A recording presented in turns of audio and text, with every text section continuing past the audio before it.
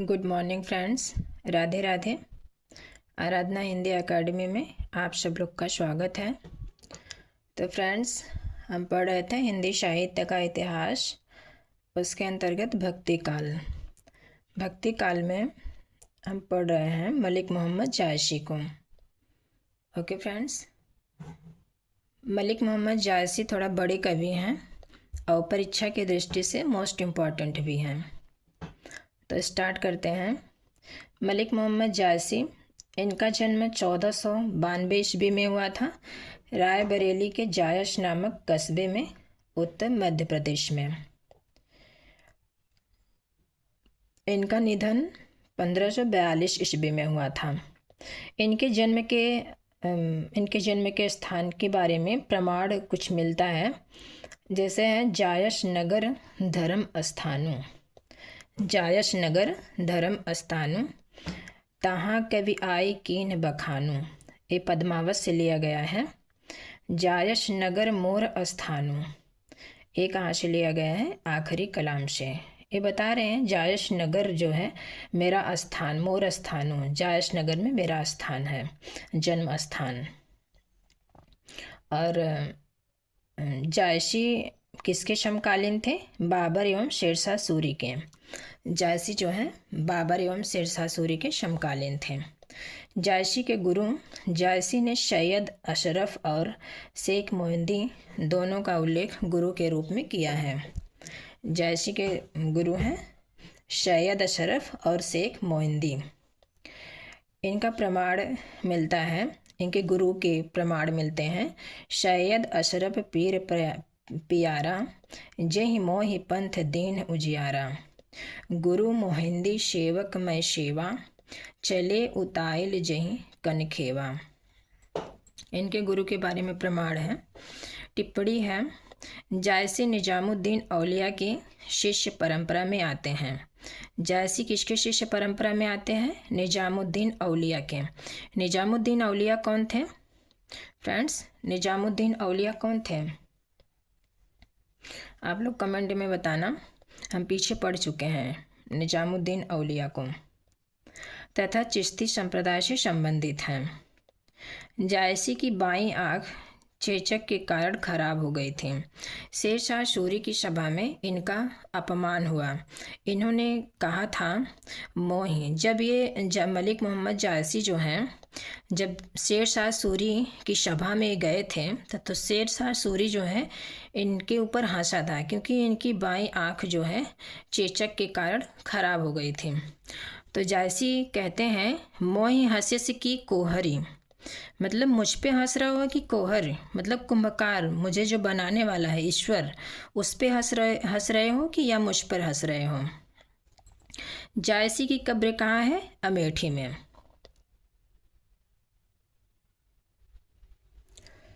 मलिक मोहम्मद जायसी की रचनाएं हैं। आचार्य रामचंद्र शुक्ल के अनुसार इनकी 3 रचनाएं हैं: पद्मावत, आखिरी कलाम, अखरावट। सैयद अली मोहम्मद के अनुसार इनकी 14 रचनाएं हैं। पद्मावत, अखरावट, शखरावट, इतरावत, चंपावत, मटकावत, चित्रावट, खुरमानामा, मोराईनामा, मुकहरानामा, मुकहरानामा, पोस्तीनामा, होलीनामा, आखिरी कलाम। ये जो है सैयद अली मोहम्मद के अनुसार इनकी रचनाएं हैं। अगर आचार्य रामचंद्र शुक्ल के अनुसार पूछता है तो ये मलिक मोहम्मद जायसी की 3 रचनाएं हैं: पद्मावत, आखिरी कलाम, अखरावट। नागरिक पंचायत सभा काशी एवं the Royal Asiatic Society of Bengal के अनुसार इनकी 19 रचनाएं हैं। पद्मावत है, अखरावट है, आखिरी कलाम, चित्ररेखा है, चंपावत है, इतरावत है, महरी बाइशी, पोस्तीनामा, मटकावत, खुरवानामा, मोराईनामा, मुकहरानामा, नैनावत, कहरानामा, धनावत, मोहरानामा, स्फुट छंद, परमार्थ, कान्हावत। ये जो स्फुट छंद है इसमें 20 सोरठ हैं, 20 सोरठ छंद हैं। और ये इनकी जो है नागरिक पंचायत सभा के अनुसार 19 रचनाएं हैं। मलिक मोहम्मद जायसी की प्रकाशित रचनाएं 5 हैं। मलिक मोहम्मद जायसी की प्रकाशित रचनाएं मुख्य रूप से 5 हैं। पद्मावत, आखिरी कलाम, महरी बाइश, अखरावट, चित्ररेखा। अब एक एक करके इन रचनाओं के बारे में आगे देखेंगे। आखिरी कलाम। आखिरी कलाम यह जायसी की प्रथम रचना मानी जाती है। मलिक मोहम्मद जायसी की प्रथम रचना कौन सी है? आखिरी कलाम। इसका रचना काल हिजरी सन में हुआ है 930। हिजरी सन में पूछे तो 930 बताना है, और ईस्वी सन में 1523 ईस्वी में। यह बाबर के समय में रचित है। आखिरी कलाम जो है बाबर के समय में रचित है। इसके रचना काल के बारे में जायसी ने कहा है, भा अवतार मोर 9 सदी, 30 बरिश ऊपर कभी बदी। अगली रचना है अखरावट। इसका रचना काल अज्ञात है। इसमें अखरावट में वर्णमाला के एक एक वर्ण के माध्यम से सूफी सिद्धांतों की विवेचना की गई है। मोस्ट इम्पॉर्टेंट है, ये क्वेश्चन पूछ सकता है, पद्मावत की किस रचना में वर्णमाला का प्रयोग किया गया है? तो वो अखरावट में हुआ है। इसमें जीव जगत, माया, ब्रह्म आदि दार्शनिक सिद्धांतों की विवेचना भी है। यह रचना हिंदू मुस्लिम मान्यताओं में समन्वय का प्रयास भी है। इसमें केवल चौपाई छंद का प्रयोग हुआ है। अखरावट में केवल चौपाई छंद का प्रयोग हुआ है। चित्ररेखा। चित्ररेखा प्रेमाख्यानक लघु खंड काव्य है। चित्ररेखा कैसा काव्य है? प्रेमाख्यानक लघु खंड काव्य है। इसमें सूफी मान्यताओं का उल्लेख नहीं है। ये भी क्वेश्चन बन सकता है, मलिक मोहम्मद जायसी की किस रचना में सूफी मान्यताओं का उल्लेख नहीं किया गया है? तो चित्ररेखा में। अगले है पद्मावत। पद्मावत मोस्ट इम्पॉर्टेंट है। काव्य रूप इसका प्रबंधात्मक महाकाव्य है। पद्मावत जो है महाकाव्य है। इसमें 57 सर्ग हैं। इसका रचना काल 1540 ईस्वी में है, और हिजरी सन पूछे तो 947 बताना है। इसमें जो है सर्गों को खंड कहा गया है। रचना में लगा समय जो पद्मावत है, इसमें इसका रचना करने में कितना समय लगा है? 20 वर्ष, यानी 1520 ईस्वी से 1520 ईस्वी, और हिजरी सन में 927 हिजरी से ये आरंभ हुई थी। जायसी ने पद्मावत के रचना काल के बारे में संकेत करते हुए कहा है, सन 927 आहा, कथा आरंभ बेन कभी कहाँ। पद्मावत के 2 भाग हैं, एक पूर्वार्ध भाग, एक उत्तरार्ध भाग। पूर्वार्ध भाग में रतन सेन एवं पद्मावती के विवाह तक की कथा है। ये किसने कहा है? आचार्य रामचंद्र शुक्ल इसे काल्पनिक मानते हैं। और उत्तरार्ध भाग में जो विवाहोत्तर जीवन की कथा, आचार्य रामचंद्र शुक्ल इसे ऐतिहासिक मानते हैं। आचार्य रामचंद्र शुक्ल ने पद्मावत के पूर्वार्ध भाग को काल्पनिक मानते हैं और उत्तरार्ध भाग को ऐतिहासिक मानते हैं। पद्मावत के प्रमुख सर्ग। प्रथम खंड स्तुति खंड है, द्वितीय खंड सिंघलदीप खंड है, 30वां खंड नागमती वियोग खंड है। जो इनका सर्ग मोस्ट इम्पॉर्टेंट है फ्रेंड्स, मैं वही बता रही हूँ जो ज़्यादा पूछा जाता है एग्जाम में। प्रथम खंड स्तुति खंड, और द्वितीय खंड सिंघलदीप खंड, 30वां खंड नागमती वियोग खंड है, और 57वां खंड जो है पद्मावती नागमती शती खंड है। पद्मावती प्रतीक योजना। पद्मावती जो है परमात्मा, शुक्ल ने पद्मावती को क्या कहा? परमात्मा, रागात्मिका, बुद्धि, हृदय का प्रतीक माना है। पद्मावती को परमात्मा, रागात्मिका या बुद्धि, हृदय का प्रतीक किसने माना है? आचार्य रामचंद्र शुक्ल ने। पद्मावती को चित्तौड़ किसका प्रतीक है? शरीर का। और जो राजा सिंह रतन सेन है वो मन का प्रतीक है, आत्मा का। हीरामन तोता जो है गुरु का प्रतीक है, और सिंघलदीप हृदय का प्रतीक है, अलाउद्दीन जो है माया का प्रतीक है। राघव चेतन शैतान का प्रतीक है। नागमती जो है सांसारिक बुद्धि का प्रतीक है। पद्मावत की प्रतीक योजना को स्पष्ट करते हुए स्वयं जायसी ने लिखा है, तन चितौर मन राजा किन्हा, तन चितौर मन राजा किन्हा, हे सिंघल बुद्धि पद्मिनी चिन्हा। गुरु शुआ, देखो यहाँ गुरु शुआ आया ना, तो गुरु सुग्गा जो है, तोता जो है, वो गुरु का प्रतीक है। गुरु शुआ जही पंथ दिखावा, बिन गुरु जगत को निर्गुण पावा।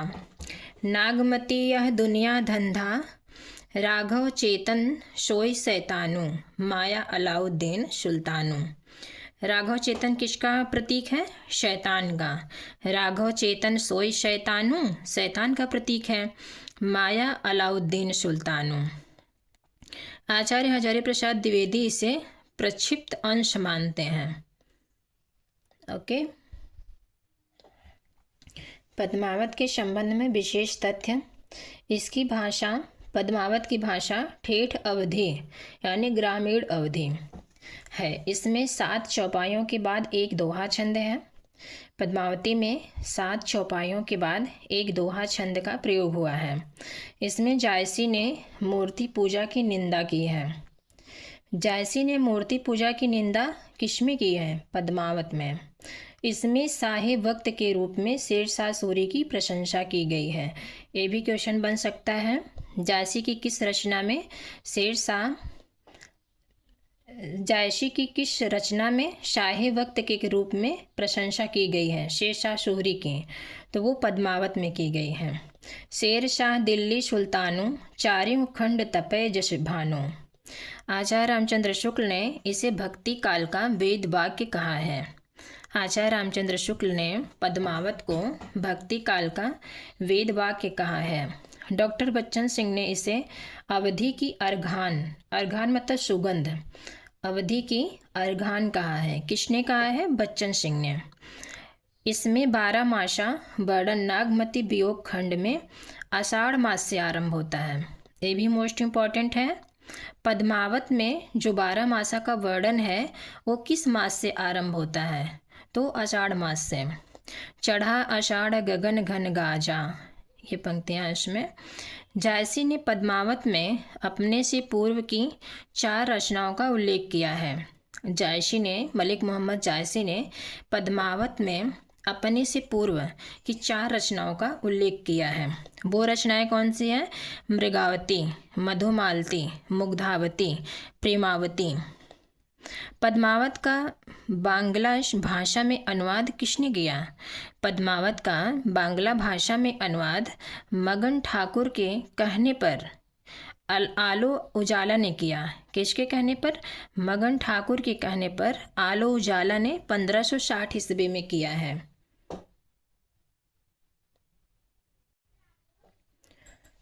पद्मावत के संबंध में पद्मावत में जायसी के संबंध में आलोचकों के कथन। पद्मावत में प्रेम गाथा की परंपरा पूर्ण प्रौढ़ता को प्राप्त मिलती है। आचार्य रामचंद्र शुक्ल का कथन है, कबीर ने केवल भिन्न प्रतीत होती है, कबीर ने केवल भिन्न प्रतीत होती हुई परोक्ष सत्ता का आभास दिया था। प्रत्यक्ष जीवन की एकता का दृश्य सामने रखने की आवश्यकता बनी थी, यह जायसी द्वारा पूरी हुई। ये किसका कथन है? आचार्य रामचंद्र शुक्ल का। मोस्ट इम्पॉर्टेंट कथन है। यद्यपि पद्मावत की रचना संस्कृत प्रबंध काव्यों के सर्गबद्ध पद्धति पर नहीं है, फारसी की मशनवी शैली पर श्रृंगार वीर आदि के वर्णन चली आती हुई भारतीय काव्य परंपरा के अनुसार ही है। आचार्य रामचंद्र शुक्ल का कथन है। जायसी ने यद्यपि इतिहास प्रसिद्ध नायक और नायिका के लिए, पर उन्होंने कहानी का रूप वही रखा है जो कल्पना के उत्कर्ष द्वारा साधारण जनता के हृदय में प्रतिष्ठित था। इस रूप में इस कहानी का पूर्वार्ध तो बिल्कुल कल्पित है और उत्तरार्ध ऐतिहासिक असाधारण है। आचार्य रामचंद्र शुक्ल का कथन है, जीवन के विरुद्ध मृत्यु और मृत्यु के विरुद्ध जीवन के संघर्ष का नाम है पद्मावत। ये डॉक्टर बच्चन सिंह का कथन है। रासों में यदि लोक शैली प्रबल है और मानस में शिष्ट, तो पद्मावत लोक से शिष्ट में संक्रमण का साक्ष्य है। ये रामस्वरूप चतुर्वेदी ने कहा है। वास्तविक अवधि जायसी की अवधि है। वास्तविक अवधि जायसी की अवधि है।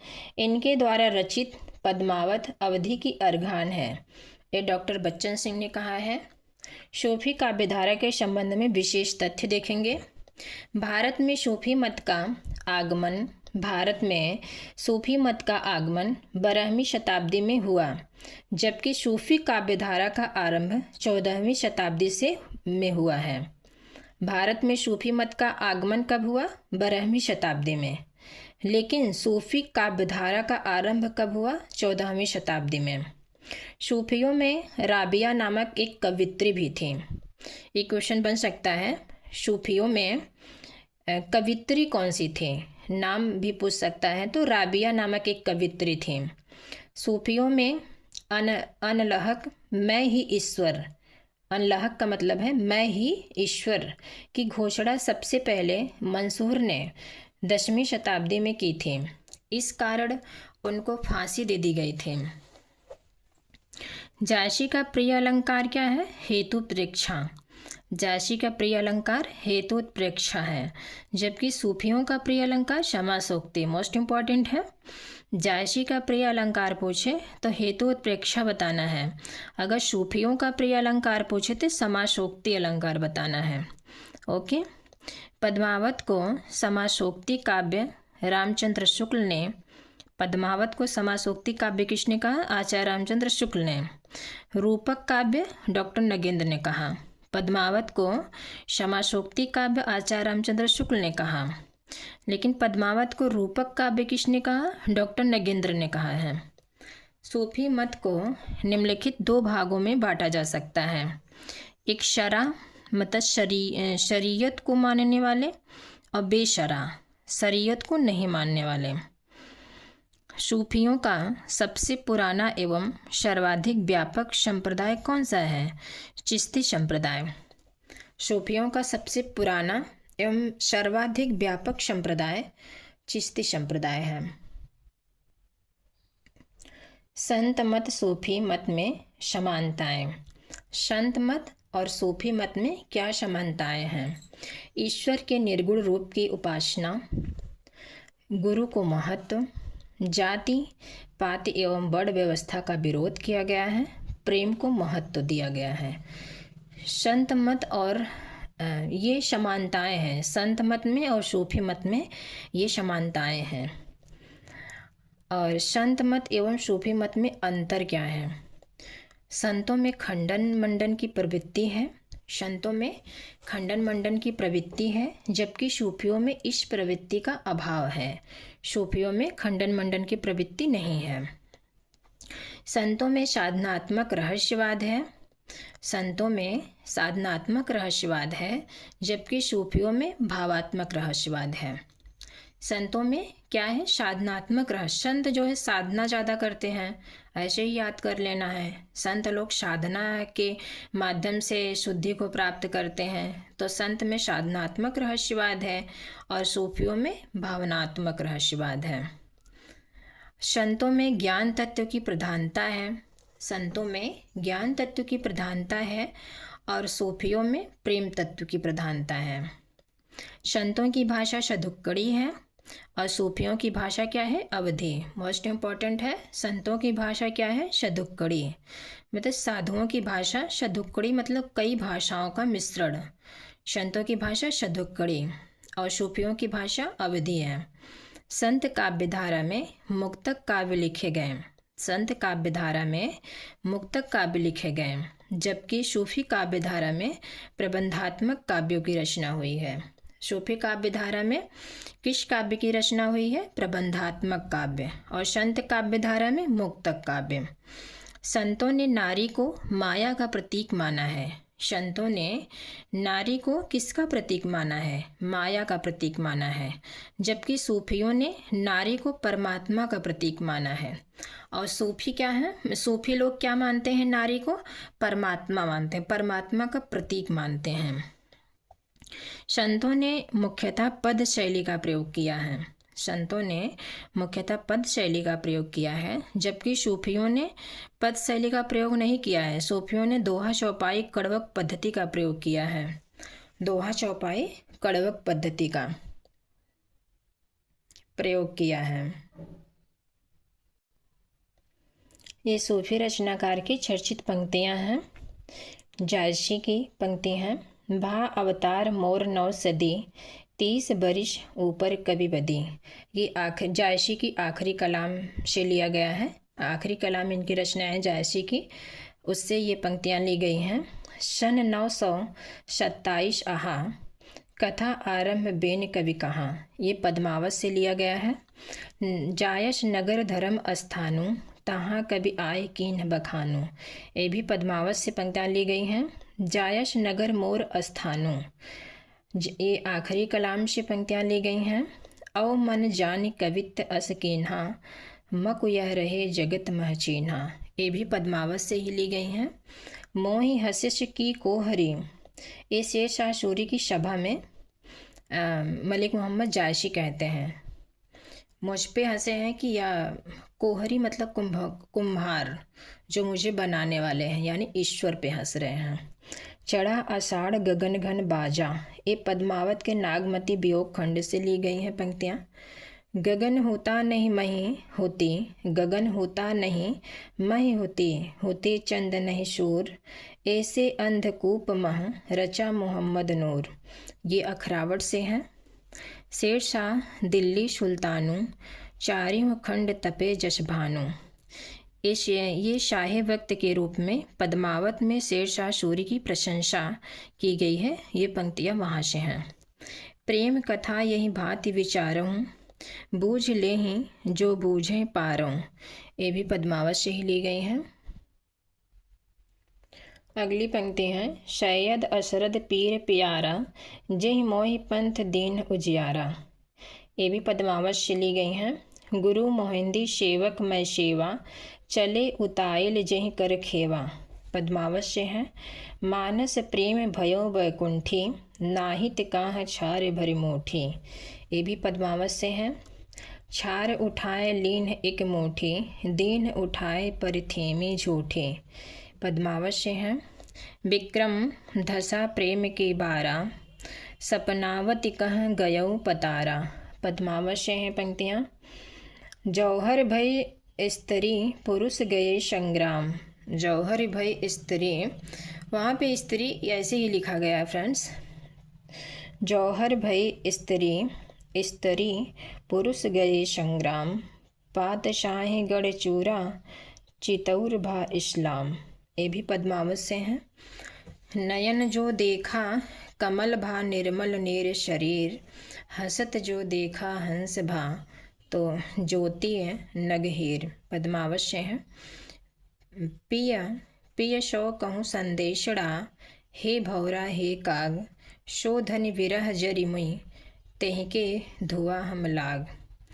ये भी पद्मावत से हैं पंक्तियाँ। यहाँ पे हेतु उत्प्रेक्षा अलंकार है। देखेंगे मुल्ला दाऊद को। मुल्ला दाऊद से पंक्तियाँ हैं। लोर कहाँ भैया खंड गावऊँ, कथा काम कहीं लोग सुनावऊँ। चंदायन से हैं। मुल्ला दाऊद के चंदायन से। वीर श्रृंगार विरह कहूँ पावा, पूरन पदले लोग सुनावा। चंदायन से हैं। उस्मान की पंक्तियाँ हैं। उस्मान चित्रावली। कथा एक मैं ही उपाय, कहत मीठ और सुनत सुहाई। चित्रावली से हैं। जाकी बुद्धि होई अधिकाई, आन कथा एक कहे बनाई। ये भी चित्रावली से हैं। नूर मोहम्मद अनुराग बाशुरी की रचना है।